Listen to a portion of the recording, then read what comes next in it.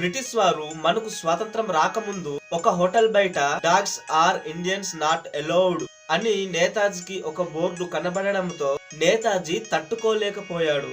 మా మాతృభూమికి వచ్చి మమ్మల్నే కుక్కలతో పోలుస్తారా అని కృంగిపోయాడు. అప్పుడే నిర్ణయం తీసుకున్నాడు, వీళ్ళని మా దేశం నుండి ఎలాగైనా తరిమి వేయాలని. ఆల్రెడీ బ్రిటిష్ మీద కోపంతో ఉన్న నేతాజీ ఒక రోజు కాలేజ్ టీచర్ మన భారతీయ విద్యార్థిని వేధించడం చూశాడు. కోపంలో ఉన్న నేతాజీ ఆ టీచర్ ని కొట్టేశాడు. దాంతో నేతాజీని కాలేజ్ నుంచి తరిమివేశారు.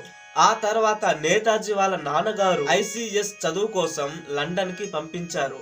6 నెలల్లోపే ప్రిపేర్ అయిన ఎగ్జామ్ అందరికంటే ఫస్ట్ వచ్చాడు. దాన్ని చూసి బ్రిటిష్ వారు అందరూ ఆశ్చర్యపోయారు. ఆ తర్వాత నేతాజీకి జాబ్ అవకాశం వచ్చింది. కానీ ఆ జాబ్ ను రిజెక్ట్ చేశాడు. ఆ జాబ్ ని వద్దు అనుకుని మళ్ళీ ఇండియాకి వచ్చేసాడు.